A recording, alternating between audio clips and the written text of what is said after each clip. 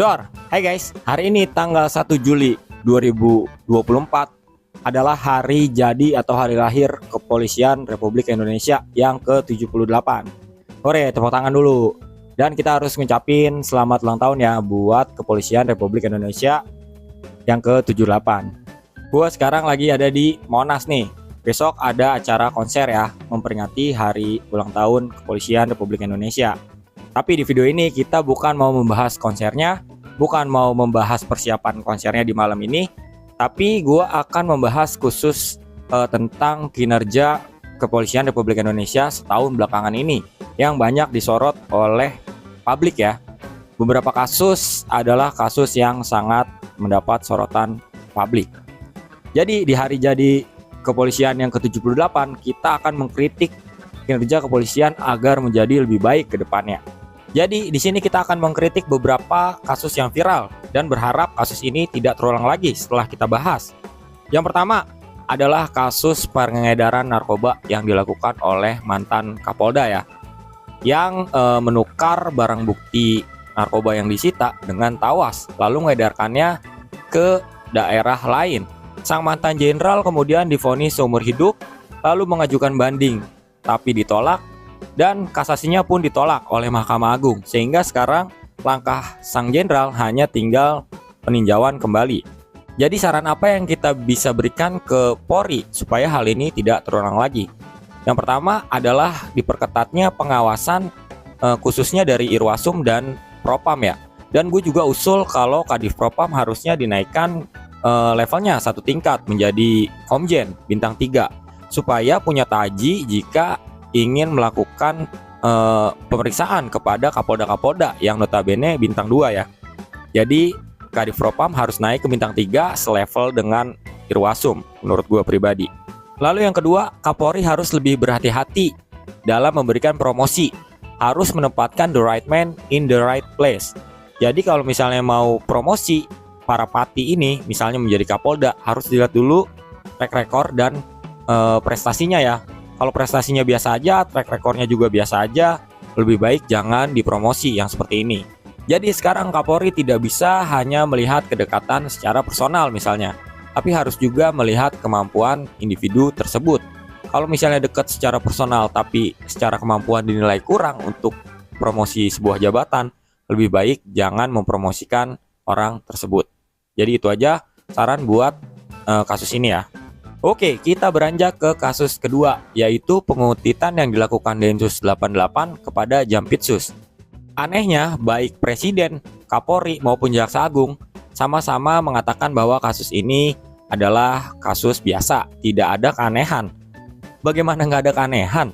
Densus 88 yang harusnya tupoksinya adalah terhadap teroris, malah menguntit Jampitsus. Jadi jelas saja ini sebuah keanehan ya, yang mungkin juga bukan menjadi konsumsi publik ya, mungkin udah diselesaikan secara internal.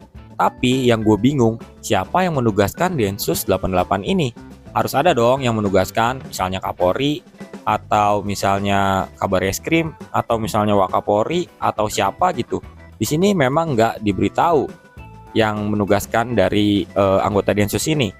Dan gue juga sangat yakin kalau kasus ini tidak akan pernah terungkap siapa dalang yang memberi perintah dan apa sebenarnya yang melatar belakangi pengutitan ini. Walaupun ada gosip bahwa kasus ini terkait dengan korupsi timah 271 triliun ya, tapi who knows gitu, Presiden aja nggak ngomong apa-apa gitu, menyatakan itu baik-baik aja berdua pada ketawa ketiwi. Ya apalagi rakyat nggak bisa nebak-nebak. Ya udah, semoga kasus ini tidak terulang lagi. Dan intelijen itu kan tugasnya di bawah tanah ya. Kalau sampai ketahuan gini kan repot juga. Kalau misalnya nggak ketahuan sih nggak apa-apa gitu. Ini karena udah ketahuan, jadi gue berharap di kemudian hari tidak terulang lagi. Kalau misalnya terulang pun harus dijelaskan masalah yang bisa membuat publik tenang gitu, masuk akal. Jangan nggak ada apa-apa gini bilangnya. Oke, beranjak kita ke kasus ketiga, yaitu kasus Vina dan Eki Cirebon ya. Jadi pada kasus ini setidaknya ada beberapa ketidakprofesionalan Polri dalam mengusut kasus ini. Apalagi pada tahun 2016 ya. Yang pertama, ketidakprofesionalan Polri adalah tidak melakukan scientific crime investigation Lalu yang kedua adalah dugaan rekayasa kasus, yang dimana TKP sebenarnya itu agak janggal ya. Seperti yang udah gue bahas di konten gue sebelumnya. TKP-nya agak janggal, lalu juga runtutan kejadiannya agak janggal. Dan yang ketiga adalah dugaan salah tangkap atau salah sasaran. Jadi diduga para pelaku yang sudah dihukum ini bukan merupakan pelaku sebenarnya pada kasus ini dan merupakan korban dari peradilan sesat. Kita tunggu saja ya nanti sidang pra-peradilan Peggy dan PK yang dilakukan para terdakwa. Tapi kita akan memberi beberapa catatan pada kasus ini. Yang pertama adalah pihak Polri dalam hal ini harus meningkatkan kualitas SDM para penyidik.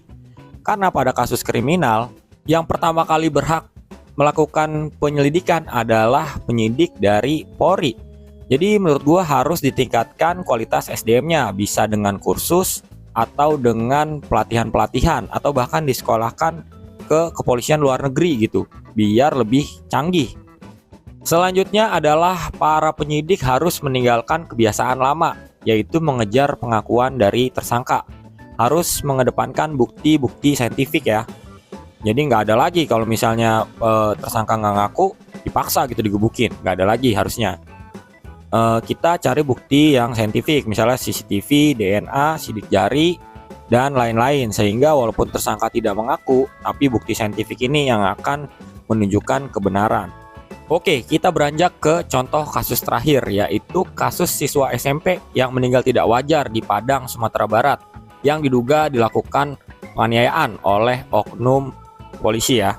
Kasus ini berawal dari viralnya rekaman video amatir seorang warga, yang di dalam video itu menarasikan bahwa ada korban yang meninggal karena dianiaya oleh pihak kepolisian. Beberapa saat setelah viral, Kapolda Sumatera Barat langsung mengadakan konferensi pers dan menyatakan bahwa korban terjatuh atau sengaja menjatuhkan diri dari jembatan dan terjebur ke sungai. Tidak ada hubungannya dengan anggota kepolisian ya. Beberapa saat setelah kejadian itu, ada desakan dari aktivis dan LBH di Padang ya untuk melakukan investigasi terhadap kasus ini. Bahkan Kompolnas dan juga karena korbannya adalah anak-anak ya, Komnas Perlindungan Anak juga melakukan investigasi bersama kepolisian daerah Sumatera Barat ya untuk menemukan kebenaran akan kasus ini. Setelah dilakukan investigasi, barulah Kapolda melakukan konferensi pers lagi ya dan menyatakan terdapat sekitar 40 anggota yang diperiksa dengan 17 anggota diduga melanggar kode etik. Dan lebih jauh lagi menurut gua ini bukan cuma ada pelanggaran kode etik tapi juga pidana. Soalnya katanya korban sempat disundut dan dipukuli di polsek setempat. Dalam kasus ini ada beberapa hal yang bisa kita simpulkan. Yang pertama, Kapolda melakukan konferensi pers pertama kali yang menyatakan para anggota kepolisian tidak bersalah. Dari mana Kapolda melakukan konferensi pers ini? Bahannya itu pasti dari bawahannya ya, yang melaporkan kepada beliau tidak ada masalah yang terjadi. Baru kemudian setelah dilakukan investigasi secara bersama ditemukan masalah. Apa yang perlu kita garis bawahi dari buru-burunya Kapolda dalam melakukan konferensi pers dan menyatakan anggotanya tidak bersalah? Menurut gua hal ini terjadi karena sikap dan sifat kita masih terbawa seperti zaman dulu, yaitu adanya sistem ABS, asal Bapak senang. Jadi laporan dari bawah langsung ke atas itu dipercaya begitu saja, tidak dilakukan penyelidikan atau dilakukan pengecekan dulu ke bawah. Seharusnya kan Kapolda bisa memerintahkan Irwasda dalam hal ini atau Propam untuk mengecek dulu kebenarannya apakah ada anggotanya yang diduga melanggar kode etik ya. Jadi jangan terburu-buru. Kalau menurut gua pelajaran buat kedepannya, Kapolda atau Kapolri jangan langsung percaya, harus mengecek dulu atau melakukan investigasi sebelum mengeluarkan pernyataan ya, karena bisa menimbulkan polemik. Lalu selanjutnya adalah para anggota Polri harus benar-benar meresapi, menghayati, dan bahkan melaksanakan janji yang sudah diungkapkan saat pertama kali dilantik sebagai anggota Polri, yaitu Tribrata dan Catur Prasetya, di mana isinya adalah yang pertama, berbakti kepada nusa dan bangsa dengan penuh ketakwaan terhadap Tuhan Yang Maha Esa. lalu menjunjung tinggi kebenaran, keadilan, dan kemanusiaan dalam menegakkan hukum negara Kesatuan Republik Indonesia yang berdasarkan Pancasila dan Undang-Undang Dasar 45. Lalu yang ketiga, senantiasa melindungi, mengayomi, dan melayani masyarakat dengan keikhlasan untuk mewujudkan keamanan dan ketertiban. Yang ketiga ini paling sering dilanggar nih di Tribrata. Lalu ada juga catur prasetya, yaitu yang pertama meniadakan segala bentuk gangguan keamanan. Namun belakangan ini yang justru terjadi bukan meniadakan, tapi menjadi sumber dari segala bentuk gangguan keamanan. Tentu ini harus diubah ya. Lalu yang kedua, menjaga keselamatan jiwa raga, harta benda, dan hak asasi manusia. Tuh, menjaga keselamatan, bukan melanggar hak asasi manusia. Lalu yang ketiga, menjamin kepastian berdasarkan hukum. Tuh, berarti kalau misalnya ada kasus kriminal, buktinya harus bukti saintifik ya, kepastian tuh.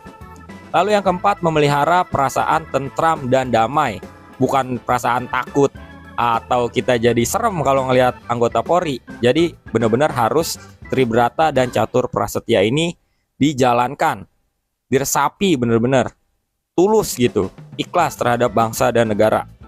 Oke, jadi gitu aja ya buat video kali ini. Semoga videonya bermanfaat, dan ingat, kritik gua ini karena gua mencintai Polri ya. Kita nggak bisa membubarkan Polri, gua nggak setuju itu. Karena gimana mau dibubarkan, Polri adalah lembaga penegak hukum yang sangat terhormat. Kalau misalnya nggak ada Polri, mau siapa yang kita andelin buat menjaga ketentraman dan menegakkan hukum? Jadi Polri dibubarkan gua nggak setuju, tapi Polri diperbaiki itu harus, karena memang akhir-akhir ini berantakan, jujur aja. Oke guys, gitu aja ya buat video kali ini. Semoga videonya bermanfaat. Sampai ketemu di video selanjutnya. See you.